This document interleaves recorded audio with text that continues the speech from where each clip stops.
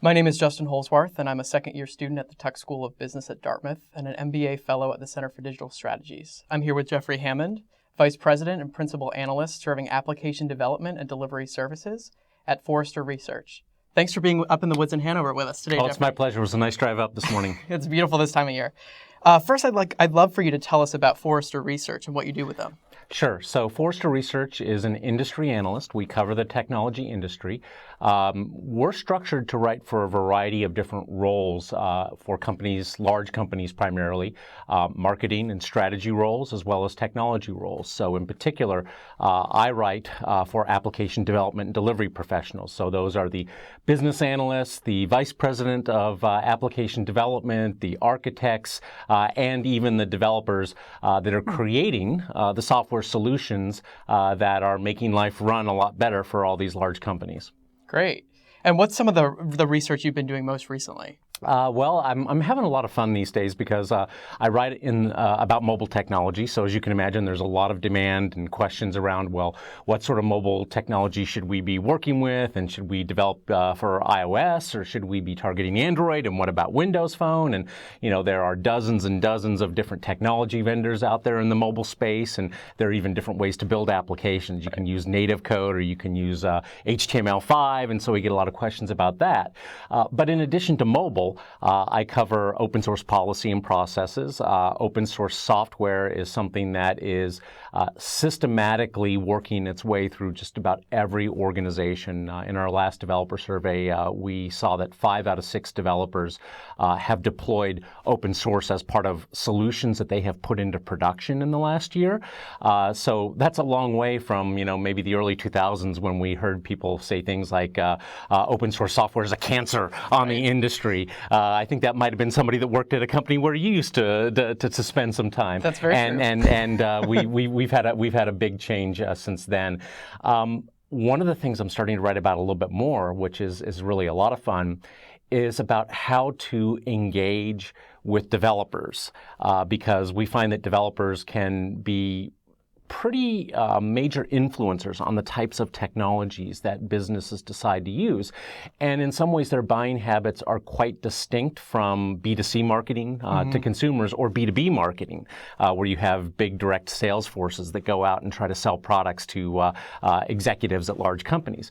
Developers tend to be much more hands-on. They want to see technologies. They want to work with technologies. They want to use it. And if you don't have the right type of engagement for those folks, you can totally miss out on their influential role when it comes to technology adoption. So I recently, just last week, released a piece about 10 steps to building a great online developer portal. And it's kind of fun to see the technology vendors that I work with look at that document and say, wow, these are really good ideas. Why aren't we doing this? Yeah, allow the developers to get under the hood a little bit more. Yeah, exactly. Well, just things like, when do you monetize developers? And a lot of folks, when they get into working with developers, they think they want to try to sell them something right up front. Right. But if you look at how Apple is doing things, as a counterexample, Apple charges maybe $100 a year for a certificate so that you can deploy to the App Store, but then they don't make a dime off the developer until the developer sells something to their end consumer, and then they take a 30% cut.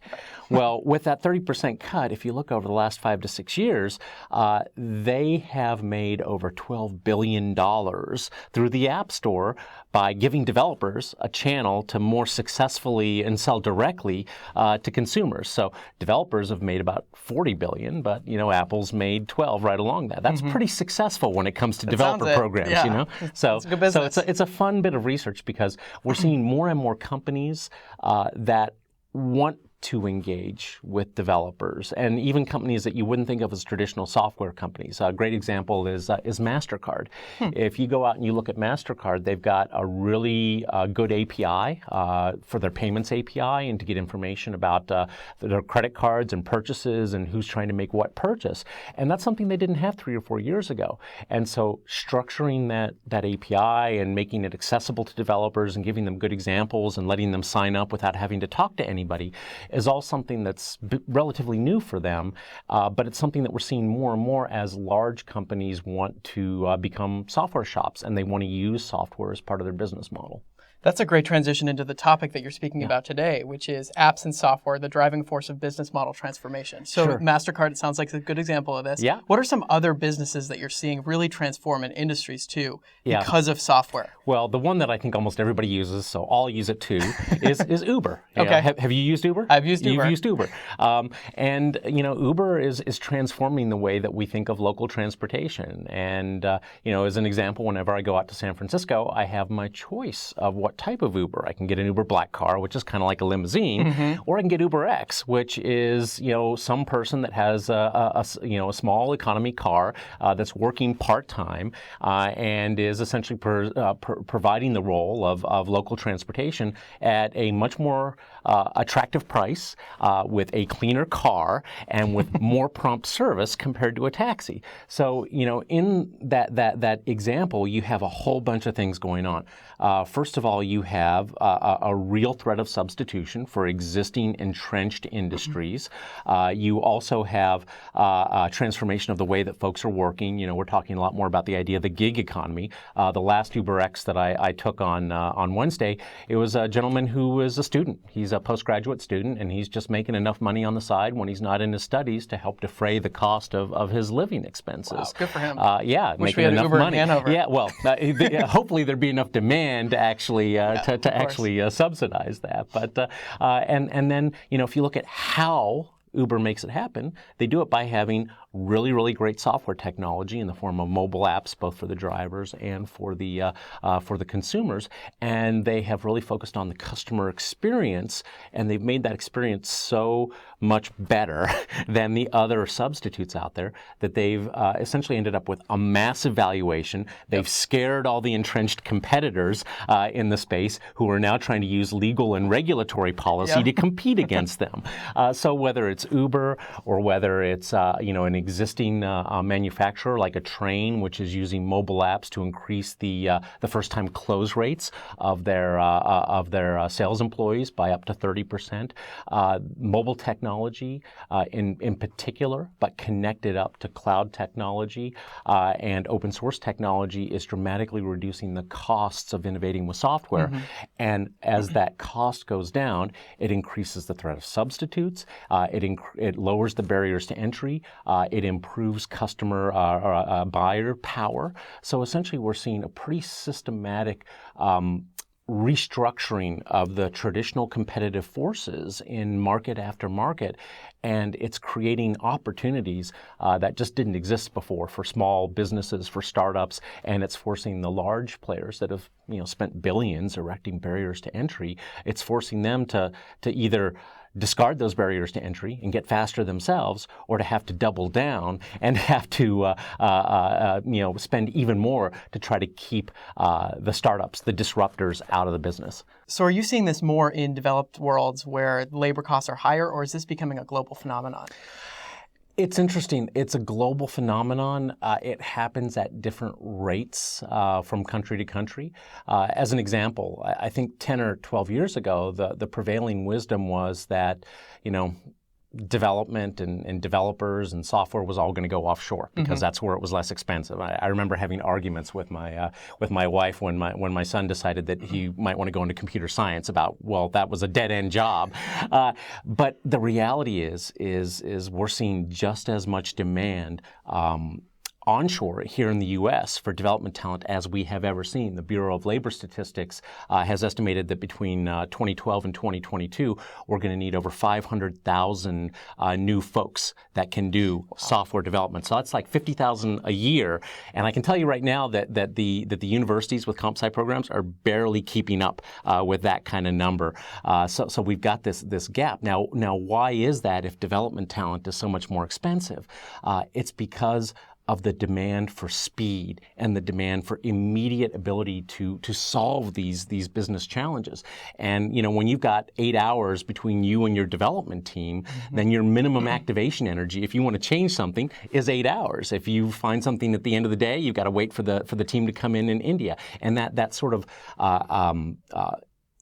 impedance in flow is really starting to impact the way that software gets developed. And so we're seeing certainly a higher demand for developers in developed and industrialized countries. We are seeing, smartphones in particular, we're seeing penetration higher in developed countries. So that's driving the demand from the customer side.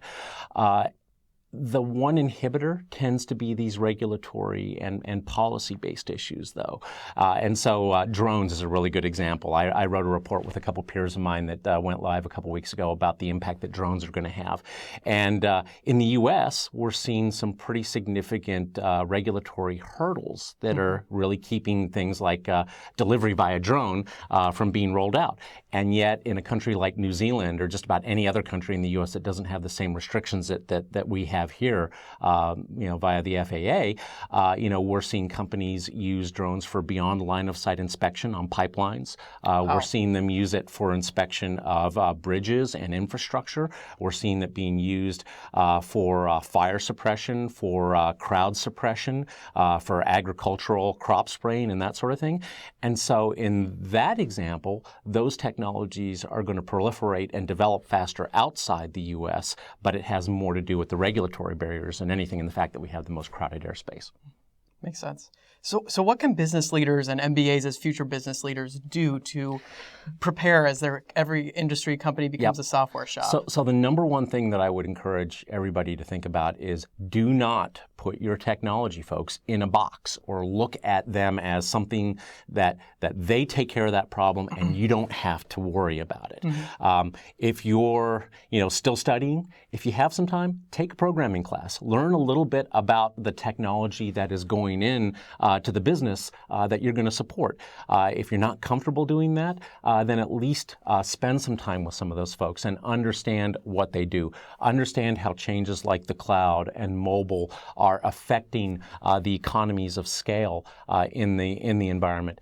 If you are running a business, think about embedding technology professionals into your organization instead of centralizing it with a standalone IT group. That's something that we're seeing a lot more frequently these days, especially on the front end of the applications that are being developed.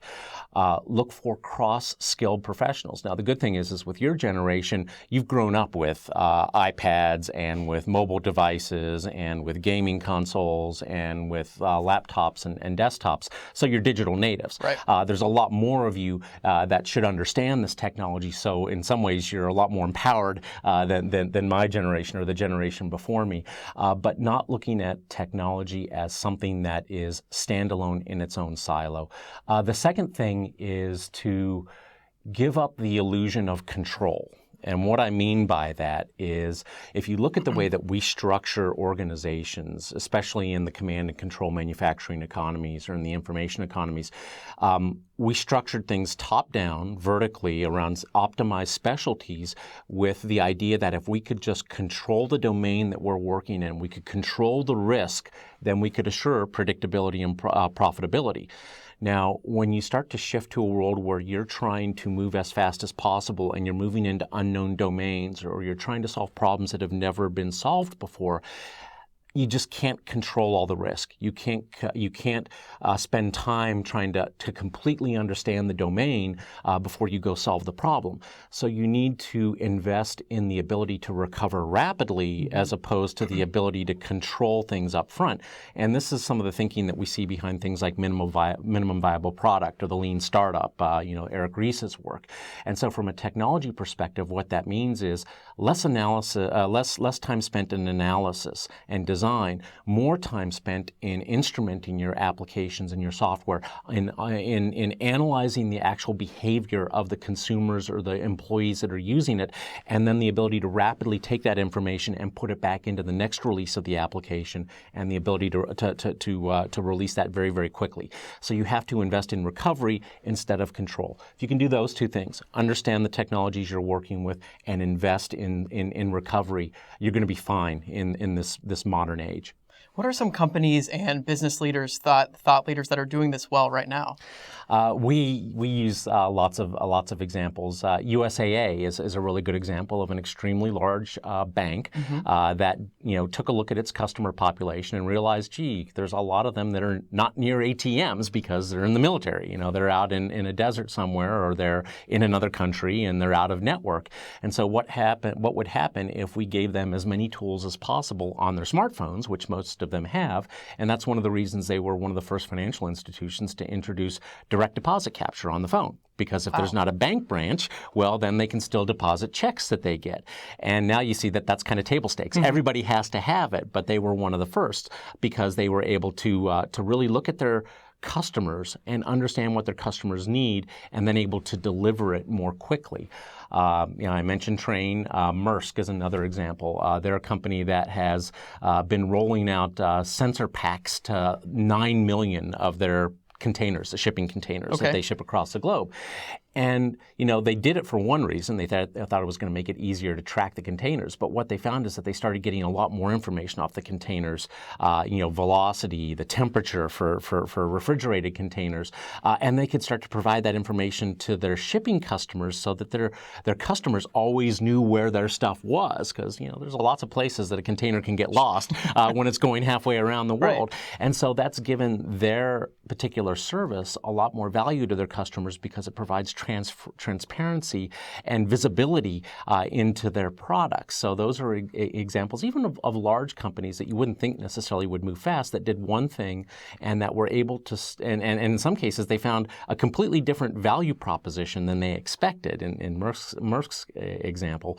But doing it and then figuring out what worked and then capitalizing on what worked were the key value or the key sets of processes that enabled them to do that.